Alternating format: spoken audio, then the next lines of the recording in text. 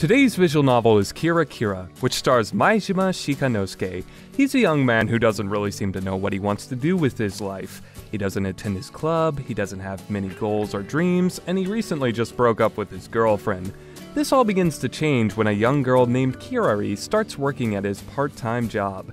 As he gets to know her and after enough pestering from his best friend, he decides to start a punk band with her. However, things are not that easy. Two other girls join the band, which include Kirari's rich friend Sarina and Shikanosuke's childhood friend Chie. Because the only decent place to practice is at Sarina's house, Shikanosuke is forced to cross-dress as a woman. This is because her grandfather would rather be caught dead than let another male be in the house with Sarina. After a lot of practice, they manage to impress everyone in the school by performing at the school festival. They become a huge hit on the internet, and as a result, begin to tour Japan with a combination of success and failure. So obviously, this visual novel is a charage slice of life that uses a punk band setup in a similar way that If My Heart Had Wings used the Glider Club setup. I imagine we'll see a school club visual novel, anime, manga for just about any club imaginable at this point. There's gonna be Go clubs, there's gonna be chess clubs. I haven't seen chess club. It's gonna happen. I've seen ice skating. I've seen, there's the SOS Brigade. So there's made-up clubs as well.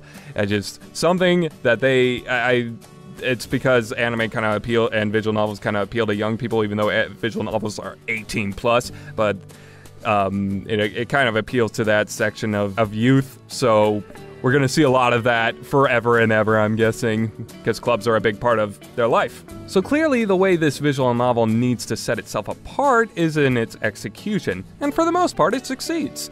The comedy is rather funny, if a bit juvenile at times. There is a point where the characters are basically just using the word fuck wherever they please, just so they can be more punk. Yes, it's quite funny. They just go around. Their mentor, the side character who is basically their mentor, basically says, "You gotta use fuck to be more punk." He's actually kind of intelligent sounding, so it doesn't sound like that at all, but so they're just using the word fuck with everything. They're like, "Oh, fucking shit, I can't believe I did this," and it's really funny when Sarina uses it because she has a high-pitched voice. She's like, "Oh, fucking bullshit." It's just so funny. Also, the characters are all rather likable. And it's always nice for the side characters to not come across as losers, which is a very bad trait I've noticed in a lot of visual novels that they like to use. So from a character perspective, the visual novel mostly succeeds as well.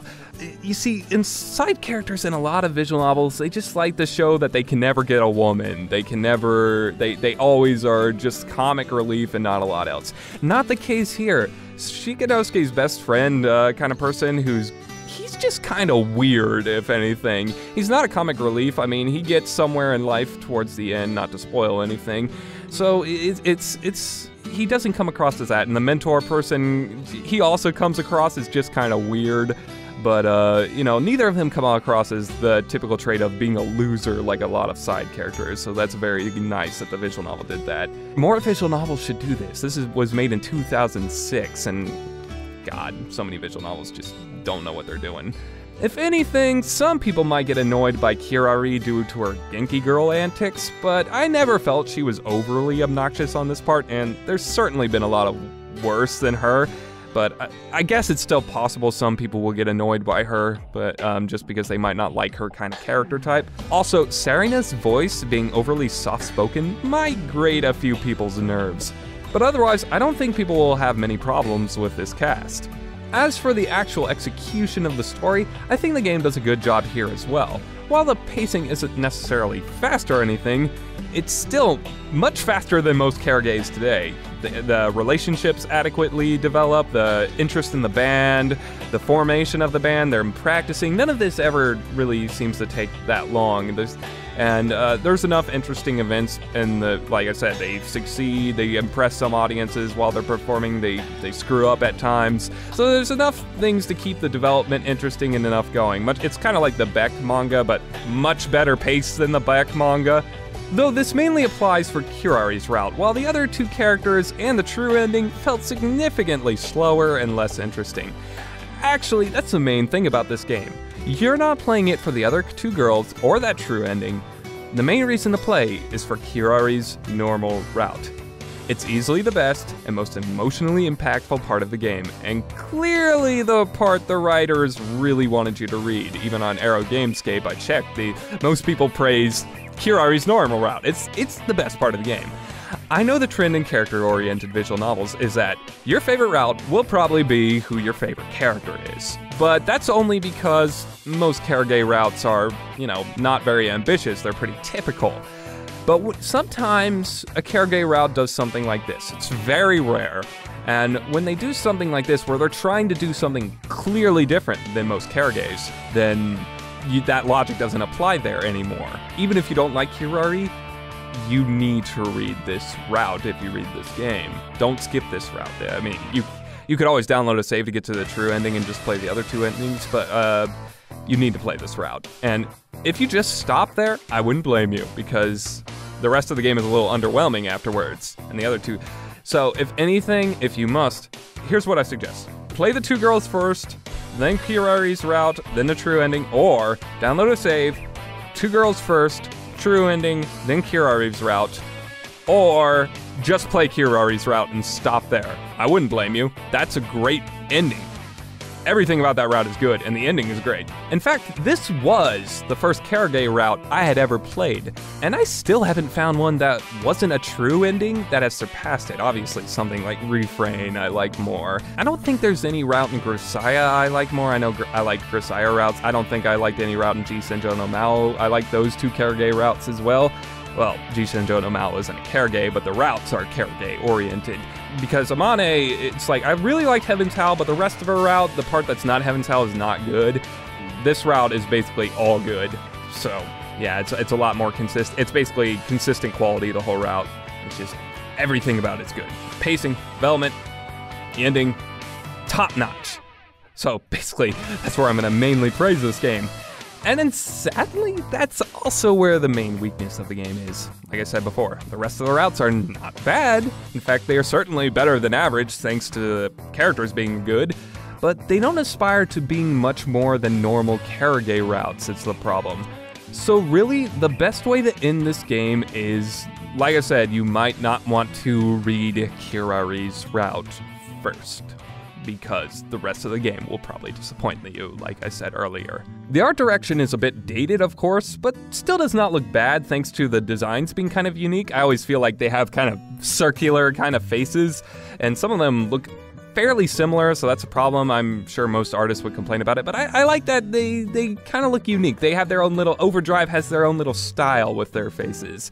So you can always tell it's kind of Overdrive style. And that's the thing about anime drawings. A lot of people that aren't big anime fans, they accuse anime of all looking the same, but every anime has all these little subtle differences that where you can appreciate different art styles.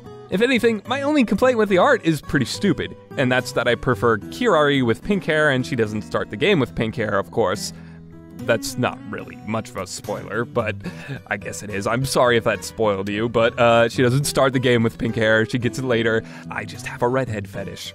I'm sorry. I like red hair. So, yes, Kirari's my favorite girl by default, and I like her personality, and I like her route a lot. So, of course, she's my favorite character, but I'm just going to put that out there because, I might be biased, and she might not be your favorite character. I think a lot of people like Chie quite a lot.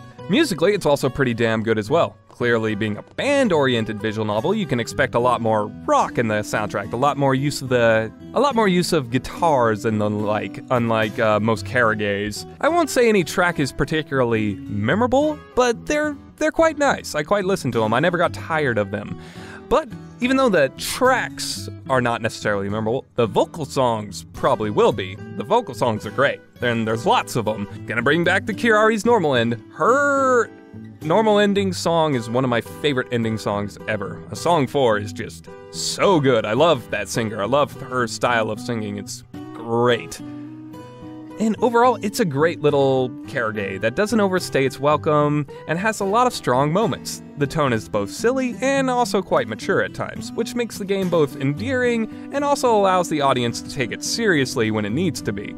Plus, the characters are both interesting and likable enough that you're bound to have a good time. I highly recommend reading this one if you have any affection for charage. And unfortunately, I can't give an in-depth review for the routes because even though I've read this twice, it was so long ago, over 5 years ago that I read this, that I can't be fair. And I just don't have the time to reread visual novels. Visual novels are just super long. So I'll probably be giving a lot of general reviews like this one, where I just try to point out the strengths and weaknesses of the visual novel and just some general thoughts to it. I can't give you the in-depth what I thought of particular scenes other than, that I loved Kirari's normal route.